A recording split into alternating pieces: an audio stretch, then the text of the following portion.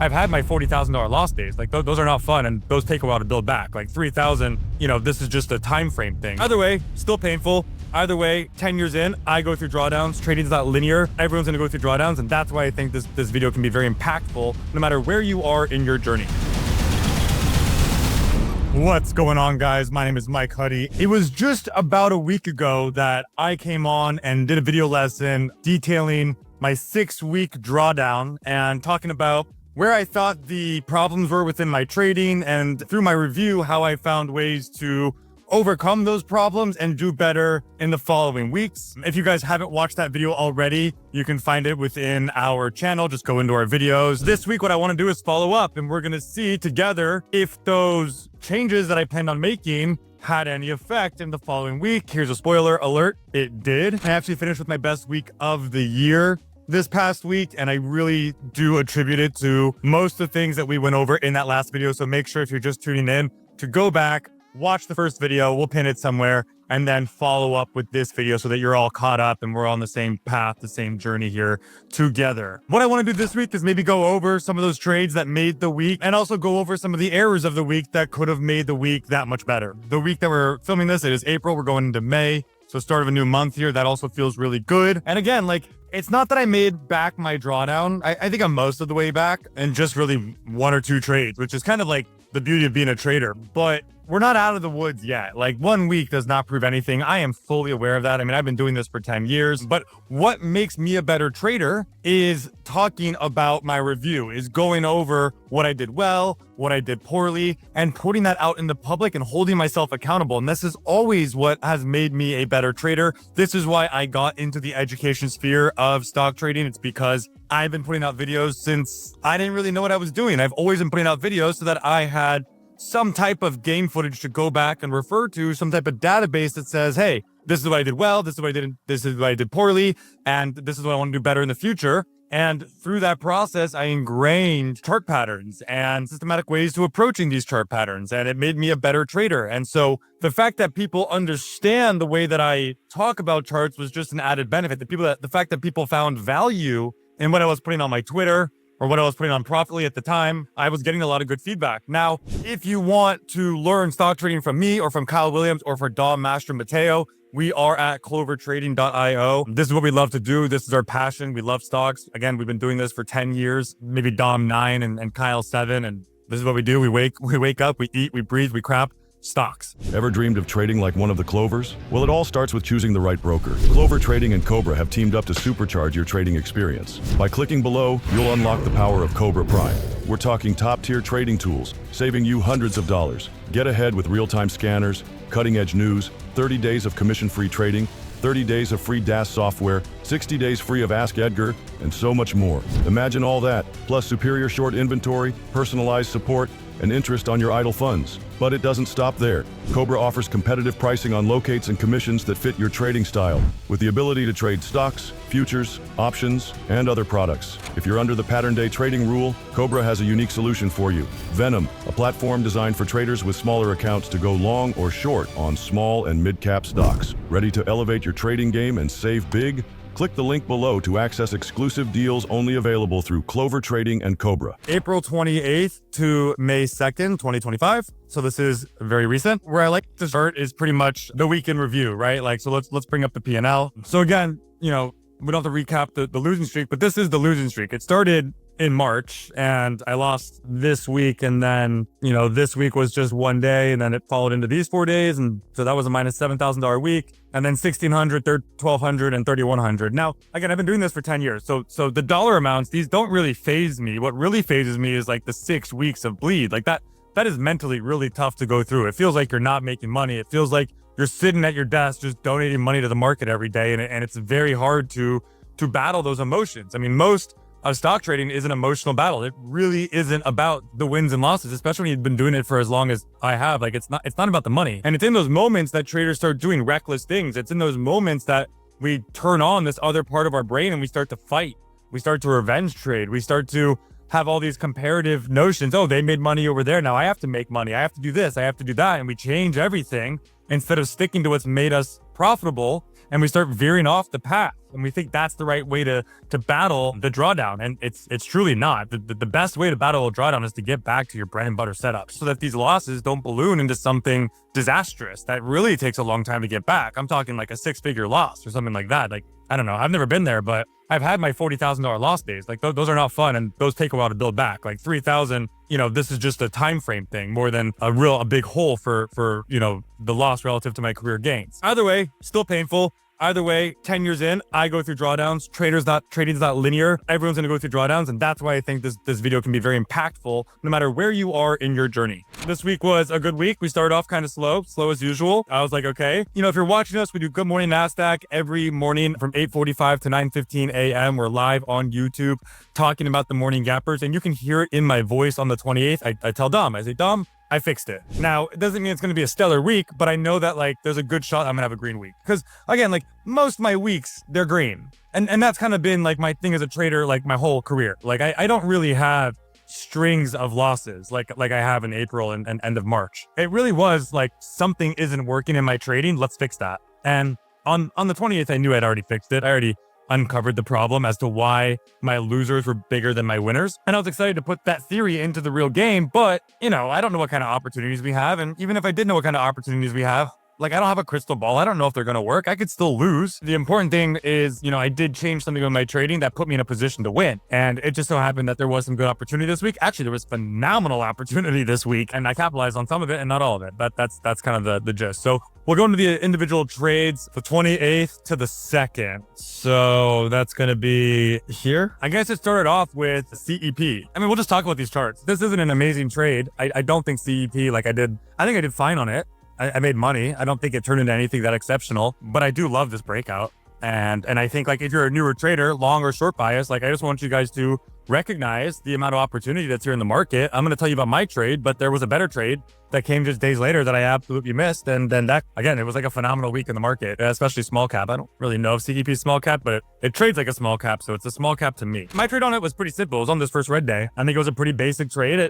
I knew it wasn't anything good because the risk reward is quite wide. I mean, if we're looking at this situation where we have a stock that's moved about 200% in 3 days and has started to double top and form some type of situation where it could break down or it could hold up on this day, where it's starting to shift its behavior, I'm going to get short. And I kind of knew this was wide risk and wasn't really a good opportunity to make a lot of money. What did I end up doing exactly? This was a double top, so this is the day after. I think what had happened is I started in short right at market open. Again, I don't think this was a great trade, but this is kind of what started my week. I started in short right at market open. It spiked against me, but I had a wide risk to the highs. I said, unless this thing is breaking out and showing me signs of front side, then I think this thing could fade. It's up a lot. I'm not too convicted on this, by the way. It's not something I'm going I'm not calling this A+ or anything, mainly because it helps to know what CEP is. It's basically, let's just call it, I'm not that smart, right? So fundamentally, I just know it's tied to Bitcoin, and I know that it's I don't know, investing its money into some type of crypto. I don't know which one, but crypto is hot. And we just had a stock called JNVR, which the other week, went from 10 to 80 because they were investing their money into some type of crypto or some crypto was investing into that. There's a very similar PR and crypto is holding up really well. By all means, crypto's resilient. This doesn't have to fade. This isn't a piece of crap penny stock. This is real news and arguably is a real stock. Still, I think there's room for a pullback.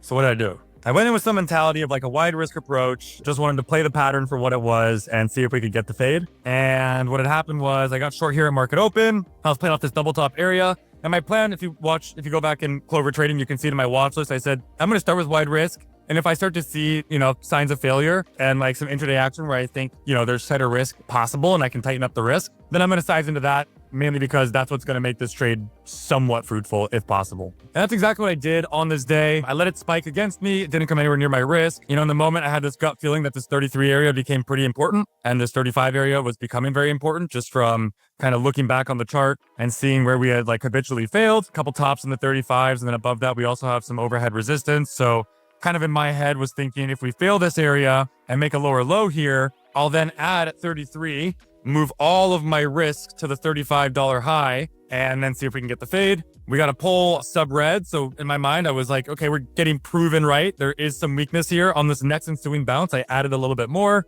and then we faded all the way down to the 29. I think I had a 32 average, $3 of risk. I just wasn't really convicted on the fade. In my head, I was like, this is tied to Bitcoin. It's a real company. I just don't know if this has, so I just took my win, I think, as it like kind of came off this 29 area and started to make a higher low. I just kind of covered here in the 30s, the whole $0.50 area, and just said, look, this has been a tricky ticker. It's been spready. It's kind of illiquid in this moment. Like, it's tied to Bitcoin. I'm not going to like necessarily play the patience game with this one. And I'm glad I didn't, because I covered up that day. I made like $1,000. It was nothing. And then 2 days later, I had a really sick breakout. And I think that's actually the monstrous opportunity, because anyone that was holding short for this like multi-day breakdown got their nuts absolutely squeezed. And I know Dom did really well on this breakout. I think he was buying it in the 35s, exactly where my risk was to begin with, maybe adding it through the 39.2 breakout and selling it into the next day gap up. Absolutely stellar, all alerted in the room. So CEP was a great mover last week. AGMH, another great one. You can see I still have a line drawn on this one. So this was a really nice breakout. I haven't seen many breakouts in the penny stock land this month in April. So the second that I saw this chart, I said, whoa, this could be something different. This could be a needle mover. We just haven't had a lot of good, breakout charts. And if you don't know how to, identify what a breakout chart is, that's a perfect time for you to open up Clover Trading and learn, because this is just a pattern. This is the easy part, identifying patterns. So this is a breakout chart. I totally missed it in the morning. I really wasn't scanning for it. I don't like to scan intraday. And the day before, just wasn't on my list. Once I saw it break out and it was kind of having its day, I knew I wanted to be a part of it. I recognized the volume, I recognized the chart, and I said, okay, how do I get involved? Because I started noticing it when it was already at 9. I tried buying this dip here. I never got filled, just never came down to my line. And then it went on to go without me. From what I know about breakouts and like the data that I have, I had a good idea that AGMH could very well gap up and go the next day. Very similar to CEP, gap up and go the next day when it breaks out. I just think there are better odds in breakout scenarios. Not every time. Sometimes they'll gap down. But, when you have a breakout and it's a good looking chart and there's not a lot of overhead resistance and there's not a lot of dilution that I'm scared of them, I think they have decent odds of continuation. So my whole idea here was to once I started to identify 10 cents as a support level, and we also had 8 cents below that, I wanted to buy as close as I could to close, prove that we were strong, and then swing it for the gap up. That's exactly what I did. I think I eventually got in at 13 cents. It wasn't anything great. I think I bought it pretty close to close once we started to make a new high here. And the risk was 10 cents. And then I sold nothing into 19. That was a mistake.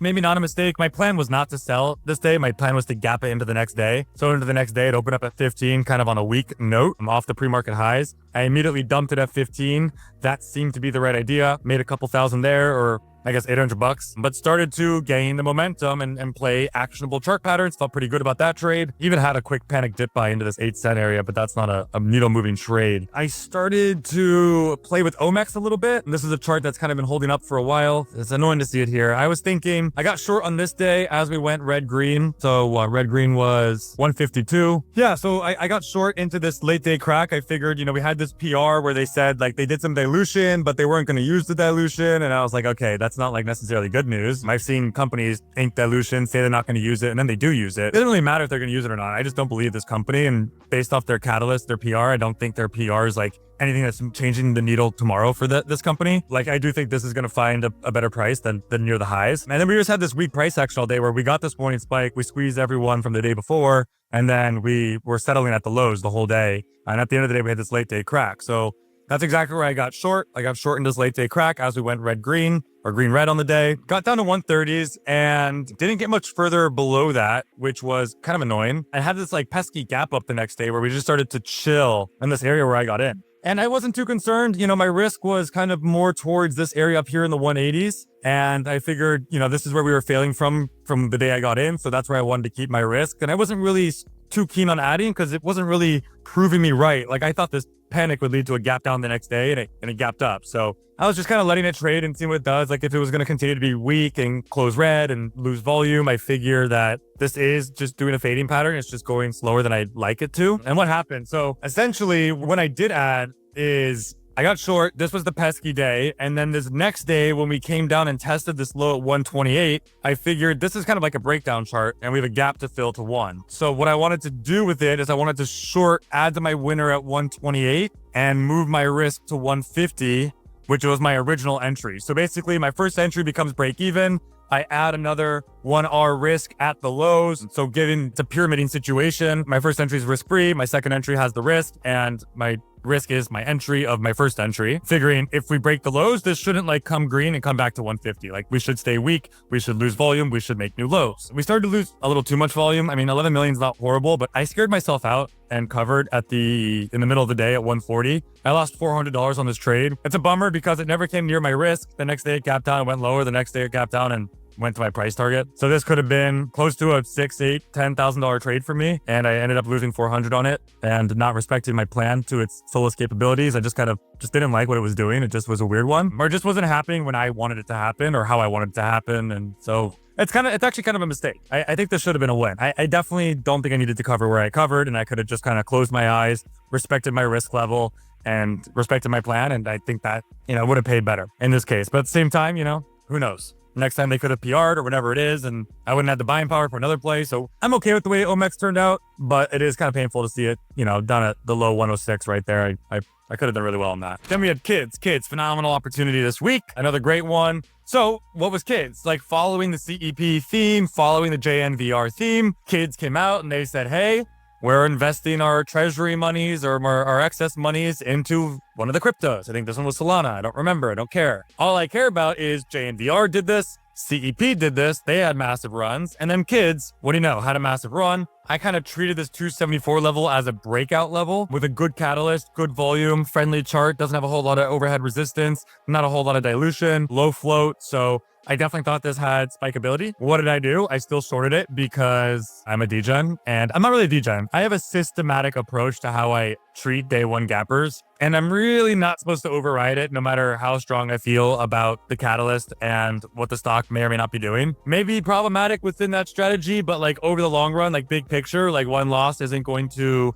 ruin me. I just knew this loss was coming the second I took the trade. So this was one of my losers of the week, even though again, you go back to the pre-market, good morning NASDAQ, and I tell everyone, kids, I'm like, this thing can run. I do not want to short this one. And on the contrary, we had ZCAR was the other gapper, big guy. So both these stocks were gapping up. If we look at the daily chart, this one was gapping up from 115 to 241. And this one was gapping up from a close of 407 to an open of 10.3. And if you go back and watch Good Morning NASDAQ, you hear me say, I said, there's one I really do want to short and there's one I really don't want to short. And my system says I have to short both. So that's kind of what I did, but then I botched the whole day. So essentially I shorted this one. My entry came right around the breakout level. I mean, there's not much to say about it. It's more of a systematic approach. So I'm not reading the action. I'm just kind of taking an entry where I think the data is in my favor. And then I just got wrecked through, I think I covered it up at 4. I covered it up right here and then it went to 10. So it was a good cover. There's nothing I can do about it. I don't even consider that a mistake. Where the mistake came was ZCAR. ZCAR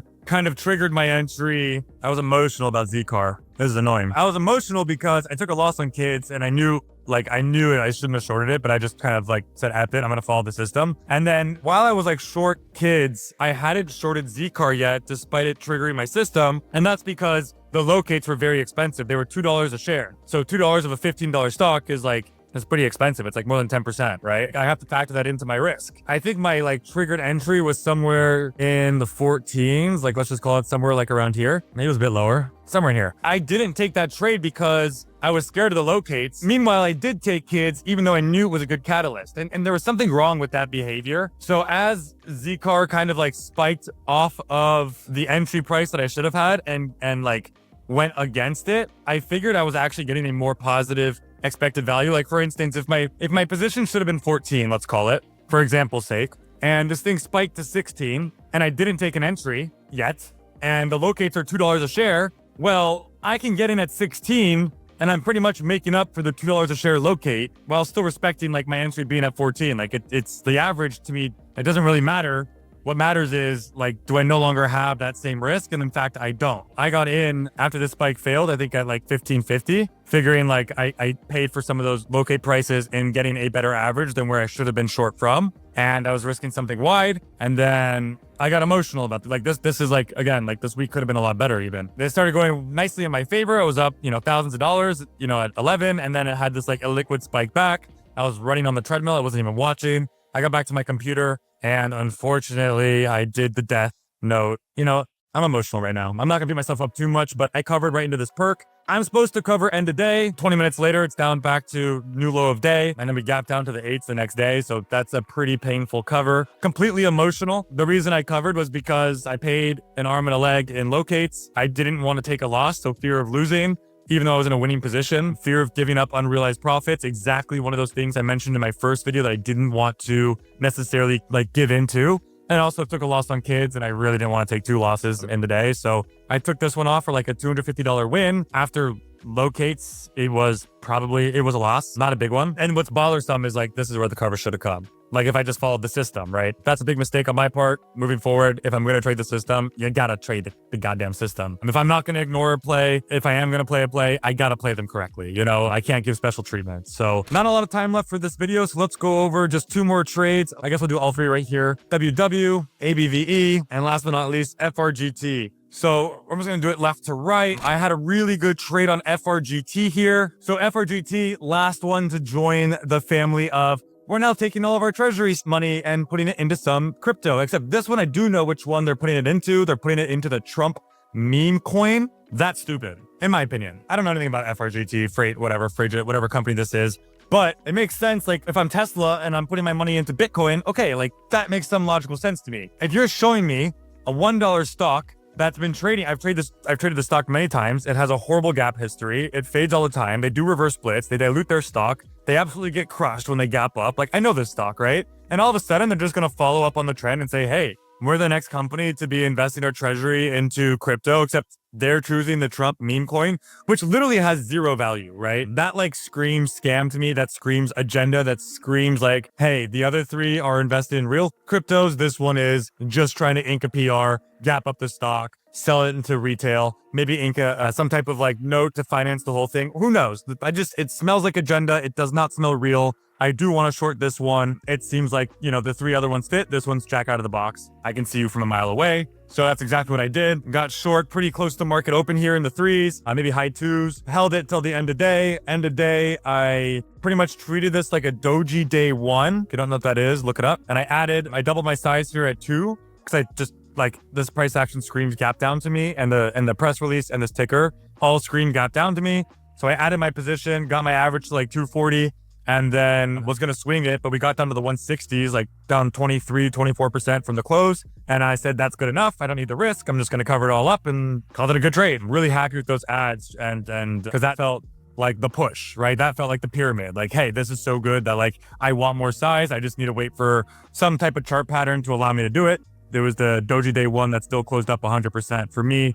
That allowed me to know that I was in a good situation for good odds. So added, covered it up. That was good on Friday. ABVE, this is one I probably could have done without, but it ended up working out. I know, just a extended chart, multiple green days in a row. Felt like today was as good of a day as any to maybe have a pullback. Definitely on the illiquid side, so I undersized it just a bit, and I really didn't want to overstay my patience. Same plan as CEP, and I honestly kind of feel like I got bailed out here. I got short somewhere in here.